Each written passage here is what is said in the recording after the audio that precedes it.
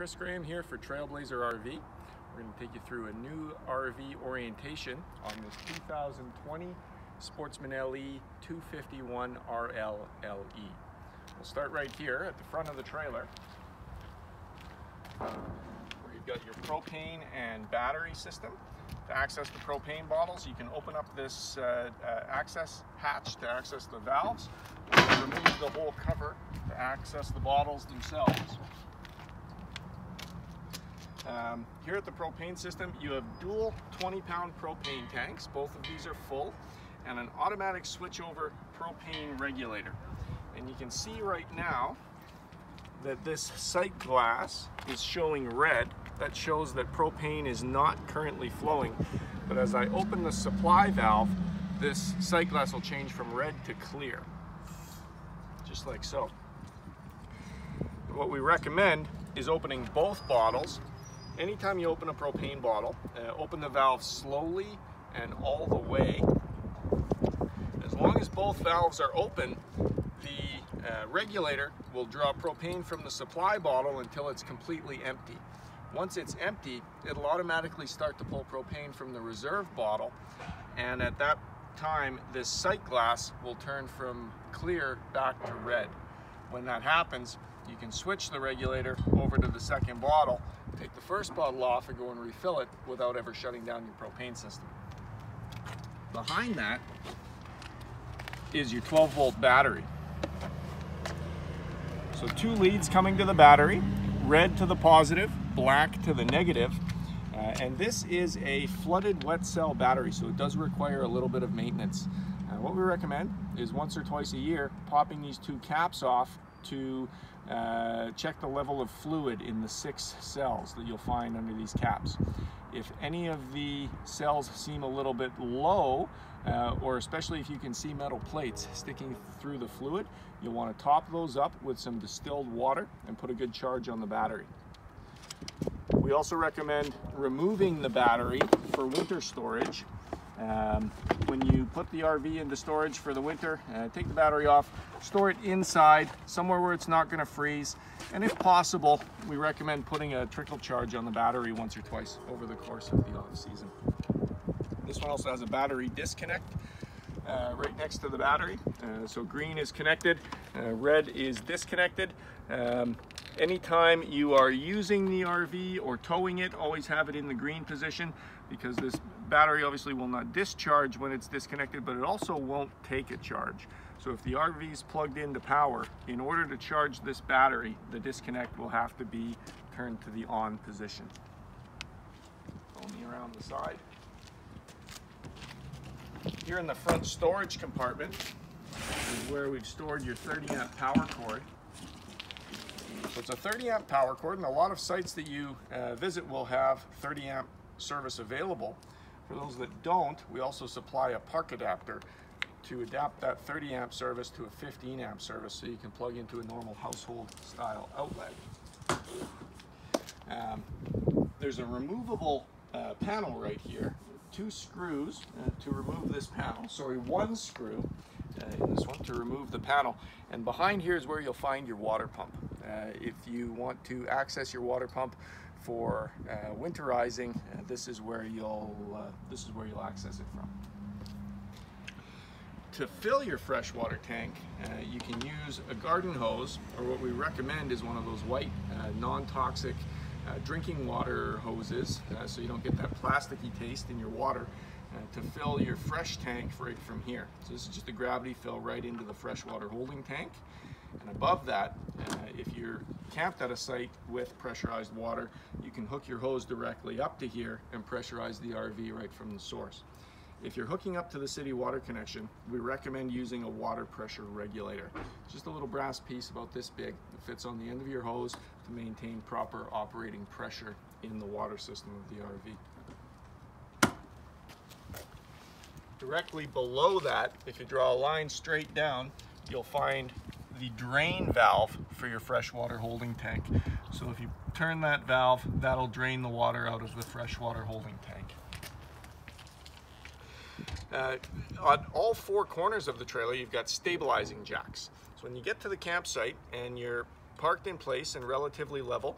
Crank these jacks down to be snug with the ground, but you don't want to actually lift the trailer off the ground with these.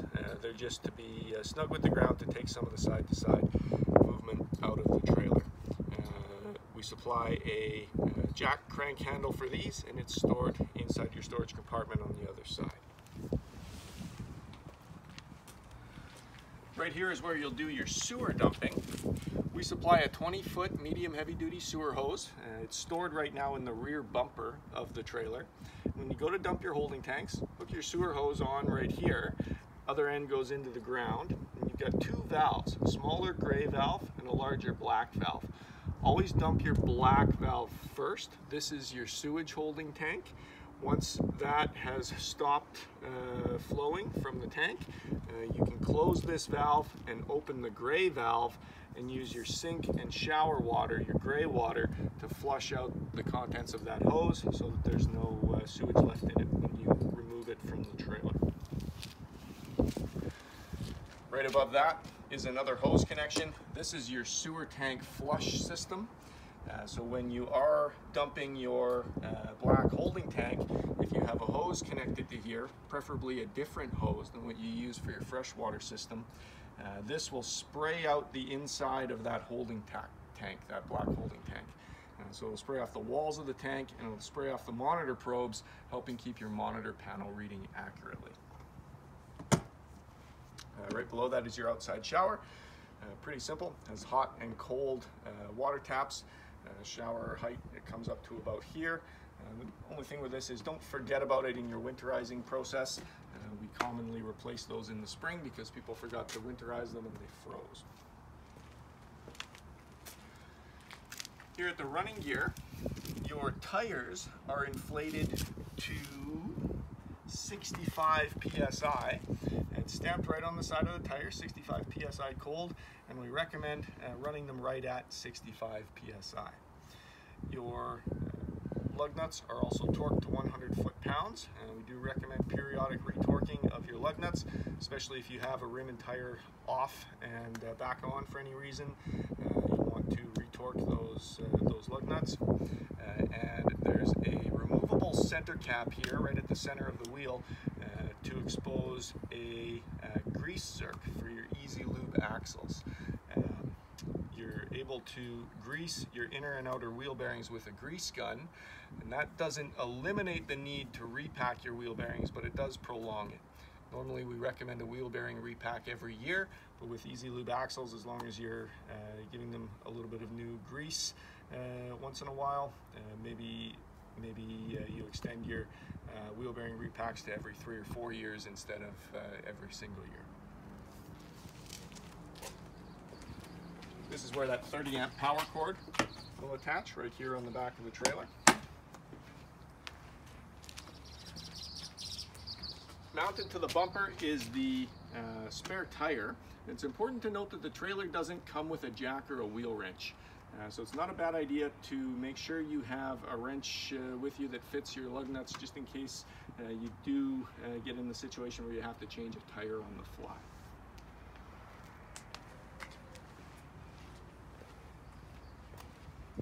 Right here on the camping side is where you'll find your hot water tank. And the hot water tank can run on gas or electricity, so it can run on propane or 110 volt electricity. If you're camped at a site with electricity and you want to run it electrically, you'll have to turn this black rocker switch to the on position. I like to leave this in the off position to ensure that you don't accidentally start up the tank or the electric heating element in this tank with no water in it. So that is currently left in the off position. If you want to run it on electricity, you'll have to switch it on. There's 2 black reset buttons on the hot water tank, and if the tank were ever to overheat, most often because it's started up with no water in it, you'll have to come out here and push those buttons to reset the ECOs before you can start up the hot water tank again. This is also where you'll pull the plug to drain the hot water tank in the winter. You need to drain all the water out of the tank. So you pull this plug out, and on the end of that plug is an anode rod. It's about that long. And the purpose of that anode rod is to corrode over time to preserve the inside lining of the tank. The rod does need to be replaced every few years, but it can get quite pitted and corroded looking before it actually needs replacement. Depending on the quality of the water, typically every 3 to 5 years. Before you pull the plug out of the bottom of the tank, make sure to use the pressure relief valve to just bleed the pressure off of the tank so that it's not under pressure when you remove that plug.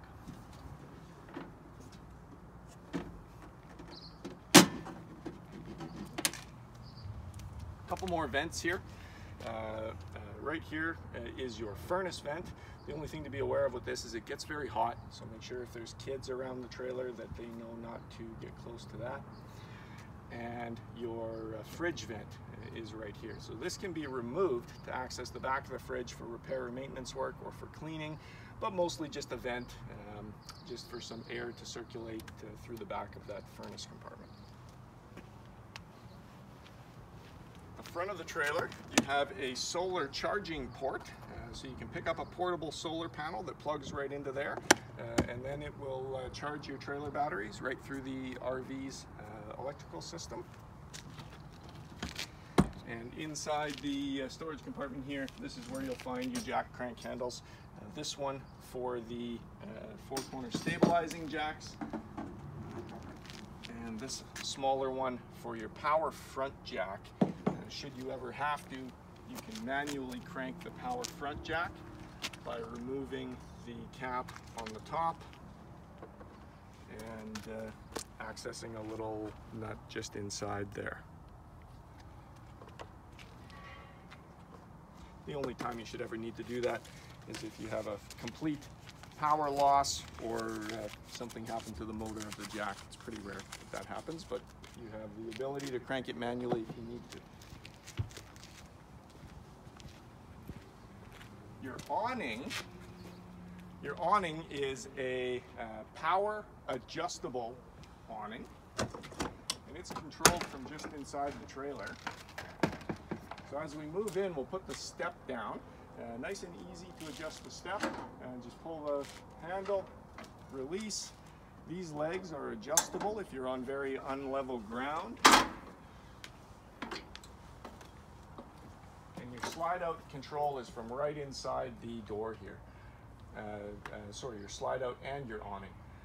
So to extend the awning, we'll just press and hold the extend button. The awning extends 8 feet.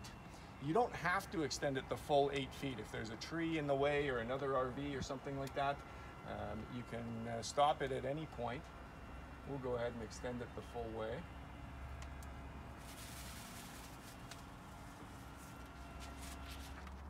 So this awning has an automatic water dump feature. So if any water gathered in the tarp, it would just kind of collapse in on itself like that and dump the water. You don't have to wait for that to happen. You can adjust the height of the awning by pulling down on these bars. So just by pulling down like so, you can tip one corner further down than the other, and you can control where the rainwater runs off. Then you won't have rainwater accumulating in the awning. When you go to run the awning back in though, put both arms up to their full extension. That way you know the canvas will roll up straight on the roller tube. Follow me inside the trailer. Now we're inside of the Sportsmen LE251 RLLE. And I'll show you some things right here at the entry door. For starters, this is where you'll control your awning and slide out. We saw the awning already from outside. Let's just go ahead and run that slide out. So if we press and hold the out button, the slide, I don't know if you saw it, kind of sinks down a little bit as it moves out, and it's going to extend 36 inches. When it reaches the end of its travel, you'll hear a little bit of a ratcheting sound. Just like so. When you hear that ratcheting sound, you know the awning's all, or the slide out is all the way out, and you can take your finger off the button. Some other things of note here: your master light switch for your interior lights is here. Also a ambient light switch from the for over top of the slide out. Some switches here for your hot water heater, so you can activate your hot water on electricity from here. If you're going to run the water heater on electricity, remember you also have to have that black rocker switch on the outside turned on. You can also activate the hot water heater on propane here. So the red fault button lights up there showing that the tank is not running, but if you give just a second, we should hear it light up and that light will go out. Just like so. If that light doesn't go out, or if it goes out just briefly and comes back on, that's when you might have to go outside and press those two black reset buttons on the outside of the tank. We'll shut that off for now. This is also where you'll see your monitor panel. Here you've got your, you can monitor your fresh water tank. You can see that it's 2/3 full right now. Your battery is completely full. Your black tank number 1 and black tank number 2. In this RV, you only have one black tank, so only black tank number 1 will actually read properly. And same with your gray tanks. Only gray tank number 1 is actually wired in on this RV. It only has one gray tank and one black tank. This is for your LED awning light just outside the door. There's a light that runs the entire length of the awning, and your water pump switch right above that. Turn that on to activate the water pump to pressurize the water system. Here in the kitchen is your stovetop. So it's a 3-burner propane stovetop. And you can just turn the burners over to light and use the piezo sparker to light the burners. Always recommend that be the first thing you do after changing propane tanks. When you disconnect your propane system to change propane tanks or have a tank refilled, first thing you should do is come inside here, open up these burner knobs, and get a flame going at each of the 3 burners.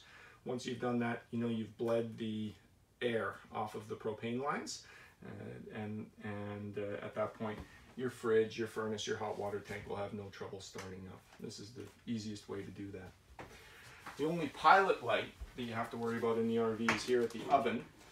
So to light the pilot on the oven, turn it over to the pilot setting, push in on the knob, and while holding in on that knob, you'll light the pilot right here. Once you have a flame there, hold the knob in for 10 to 15 seconds while the flame sensor heats up, then you can turn the oven up to temperature. When you're finished using the oven, you can turn it back down to the pilot setting and leave the pilot burning, or you can just turn it all the way off and relight the pilot next time you need to use the oven. There's also a little switch here to activate your backlit LED awning or LED oven knobs.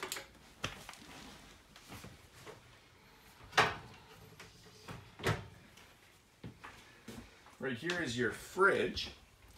It's a automatic gas electric fridge. So if you turn it on and set it to automatic mode, the A indicates that it's in automatic mode. It'll always check for electricity first. If it has electricity available, the fridge will operate on electricity. If it doesn't, it'll automatically light the propane, and that's what it's done here. There's temperature setting on the fridge, 1 through 5, 1 being the warmest, 5 being the coldest. I usually leave it on 3 or 4, but you may find, depending on ambient conditions, you may need to adjust that a little bit. To shut the fridge off, press and hold the on button for 3 seconds. Your sound bar is 12 volt powered, so it'll operate off of the battery.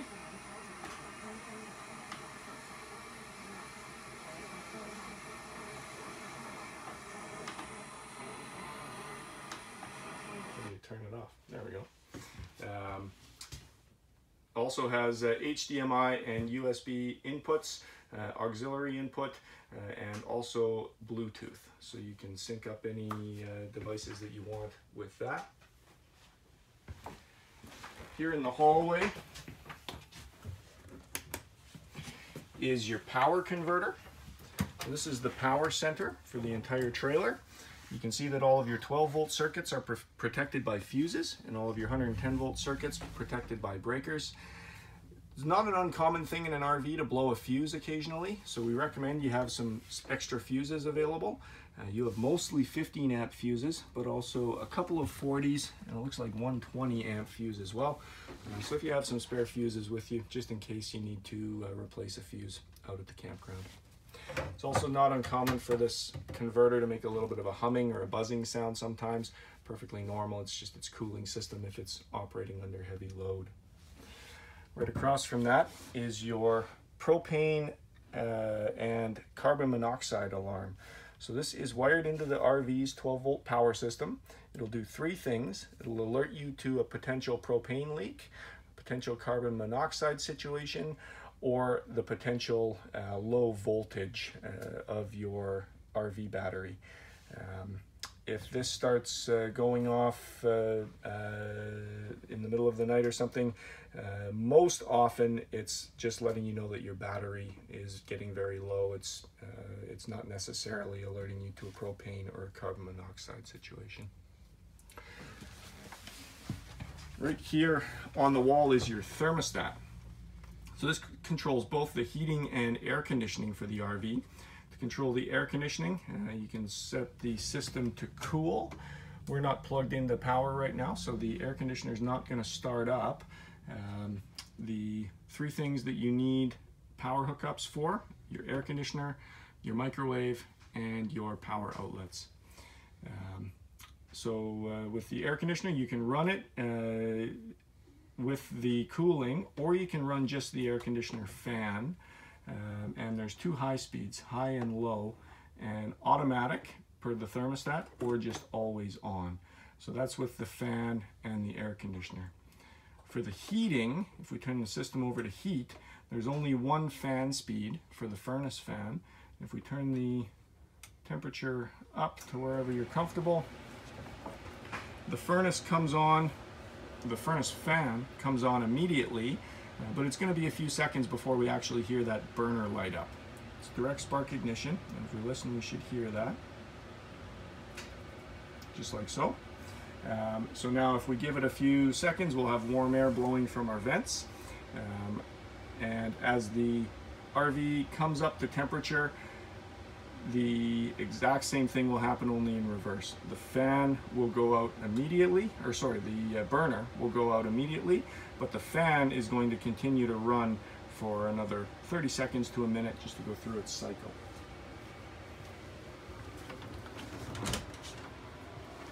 Here in the bathroom, a couple of things to cover. There's a notable power outlet in here. That's your GFCI outlet, your ground fault circuit interrupter. Same as the outlets in the bathroom in your home with a test and reset button. Only difference in an RV is this is wired through the entire 110 volt outlet system.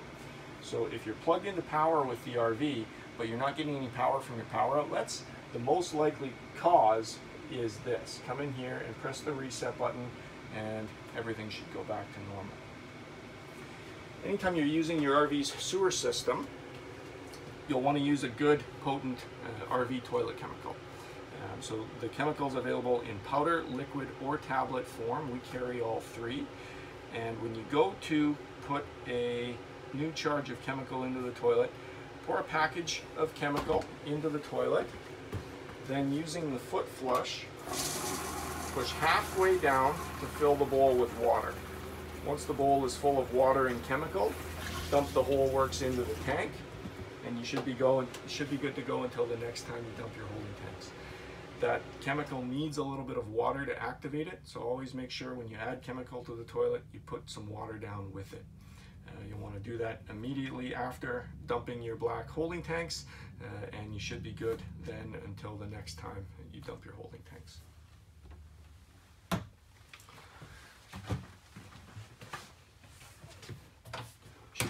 smoke detector here somewhere as well, right above my head. So the propane leak detector is wired into the RV's 12-volt system. The smoke detector, though, is on its own 9-volt battery. So important to remember to test this every once in a while and make sure that the battery hasn't gone dead. You can test it just by pressing and holding the test button. And make sure you replace that battery periodically. A good part of your seasonal maintenance to do. I think for the most part that covers it. Hopefully you've learned something about the 2020 Sportsmen LE 251 RLLE. If you do have any questions, you can always call us here at Trailblazer or visit our website, trailblazerrv.com. Thanks.